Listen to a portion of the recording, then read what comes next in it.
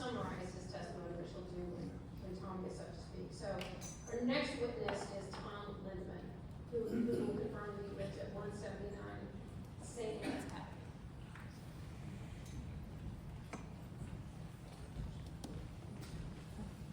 My name's Tom Lindeman, 179 St. Anne's. I bought the bill in 2006. Today, we talked about the integrity of the plan. We talked about the complexity of landslides. We haven't talked about the integrity of execution. The integrity of this is going to be done right. All of us probably have stories here about the developer. I do. It's a small story, but as I talk to people about it, I learn more and more people. My family had problems with the developer. They haven't asked for this. It's a simple story, but it's kind of blatant. My story was I bought John Lee House's lot. It was a double lot. I didn't want a double lot. I told the realtor I only wanted a single lot. So I got a call back from the realtor and he said, John will split it in half. Would you be interested? And I came out and I looked, I go, yes, I want this half. And he said, okay. Then he came back and said, this street is an upscale street. I need to see your plans before you build. I need to see your square footage. Everybody in this street.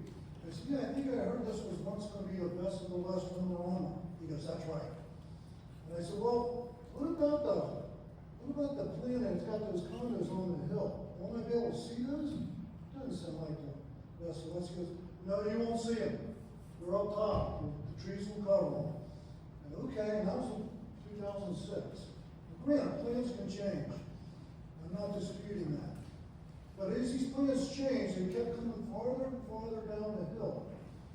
And as I listened to my neighbors who all have landslides, there's a lot of complexity in that. And yes, a landslide can be fixed. We heard from the engineers. But there's a lot of complexity and a lot of steps to ensure that does not happen. Then I said at the closing, I go, John, all the utilities will be on my lot, so we split them, right? Yes, they will. Okay, well, the electric was run, the water was run. And my builder said to me, where's your sewer tap? And I said, well, John Lee House is supposed to put one on the lot. So I called John. He came out. They found it. It was on the other lot, the other side of the lot. My builder and John discussed it.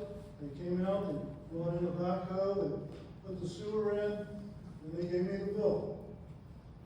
My builder did. And I said, no, all utilities are on my lot. And the sewer is a utility. Water comes in your house, water goes out your house. So he took it back to John and said, Mr. Lindeman would like you to pay this, and he said, no, I'm not paying that. Really? So he brought it back to me and said, he is not, he said, no. I called the realtor, they said at the closing, did we discuss the utilities all being on the lot? He said, yes, we did. I said, could you call him just to remind him before I have to make a call? I called John 2 weeks later and he said, the realtor never called me. Why would he call me? He said, because I have an agreement with you to have a sewer tap on my backyard. He said, so? I said, you came out with my builder, you walked the lot, you knew about it, and now you're refusing to pay it. Yeah, I'm not going to pay it. I go, well, you got a contract. He goes, well, do what you got to do. Well, I called my attorney. He said, how much was it, Lindy? I said, no, like $2,000. He said, by the time you pay court costs and a lawyer, it's going to be a lot more than $2,000.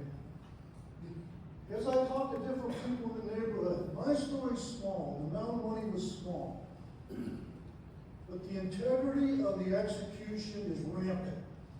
If you talk to people throughout our neighborhood, the problems they had, my builder even warned me, write down everything he says. He has a habit of changing his mind. I sit here and listen to all the stories, the complexities. If that hillside comes down on my street and I live on a private drive, who pays for that? I do. Terry does. Lee does. People with a private strike. Do you think John's going to stand up and say, I'll come down and clean it up? He couldn't put a sewer tap in. He walked away with $2,000. He said, good, you gotta deal with it. I only wanted to take a few minutes because this is complex. The first thing I knew about planning my business, it's wrong. You gotta make contingencies, you gotta do the right thing to fix it as it goes. I have witnessed that he did not do that in our neighborhood.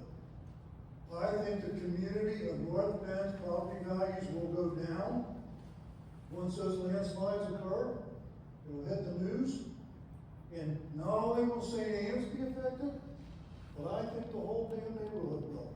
What's going on? We're having landslides. We got actual people here that can't do that. I'm worried about the property values. I'm worried about the aesthetics, coming up a beautiful drive with green space, looking at the backs of condos, looking at dead trees that didn't take because they didn't do it right. And I'm thinking, I gotta stand up and say something. So I asked him if I could just get up. Simple story, but I think this council, you've heard the stories, and I know some of you have experienced the stories with John. Would you want to go through this again? Would you want to tackle this and see this in North Bend? I appreciate your consideration to really take that into account. Thank you.